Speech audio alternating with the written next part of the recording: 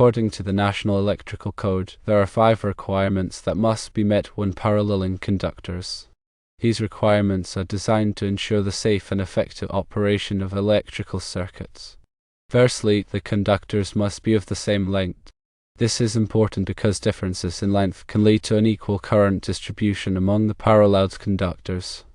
If one conductor is significantly longer than the others, it will have a higher impedance, which will cause it to carry less current.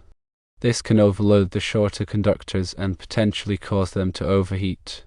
Secondly, the conductors must be of the same material. Using different materials, such as copper and aluminum, can create dissimilar metal connections, leading to corrosion and increased resistance over time. This increased resistance can also cause unequal current distribution and potential overheating. Thirdly, the conductors must be of the same circular mill area. The circular mill area is a measure of the conductor's cross-sectional area. Using conductors with different circular mill areas will result in different impedances, leading to unequal current distribution. Larger conductors will have lower impedances and carry more current, while smaller conductors will have higher impedances and carry less current. This can overload the larger conductors and potentially cause them to overheat. Fourthly, the conductors must be terminated in the same manner.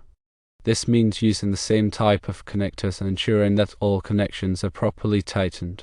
Different termination methods or loose connections can create points of high resistance, leading to localized heating and potential failure. Fifthly, the ampacities of the paralleled conductors must be equal to or greater than the ampacity of the single conductor that would be required for the circuit. This is perhaps the most important requirement.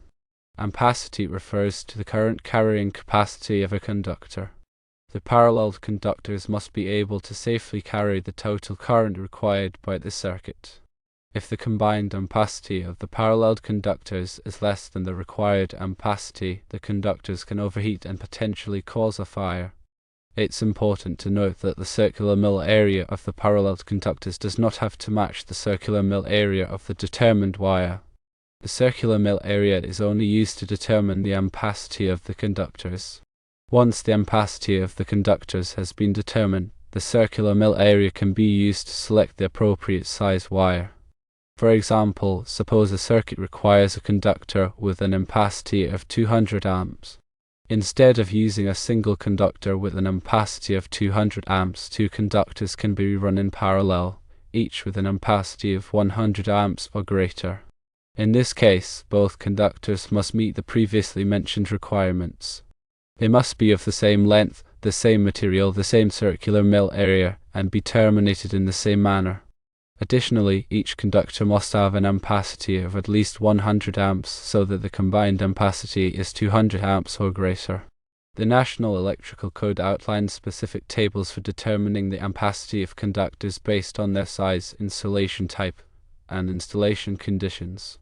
It is essential to consult these tables to ensure that the selected conductors have the appropriate ampacity for the application. In summary, when paralleling conductors, it is crucial to adhere to the 5 requirements outlined by the National Electrical Code. These requirements address conductor length, material, circular mill area, termination methods, and ampacity. By following these guidelines, electrical systems can be designed and installed in a manner that is safe, reliable, and compliant with industry standards. The 5th requirement regarding ampacity is paramount. The combined ampacity of the paralleled conductors must meet or exceed the ampacity of the single conductor that would otherwise be required.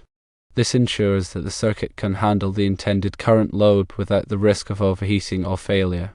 It's important to remember that electrical work can be dangerous and should only be performed by qualified individuals who are familiar with the National Electrical Code and other relevant safety standards. Always consult with a licensed electrician if you have any questions or concerns about electrical installations.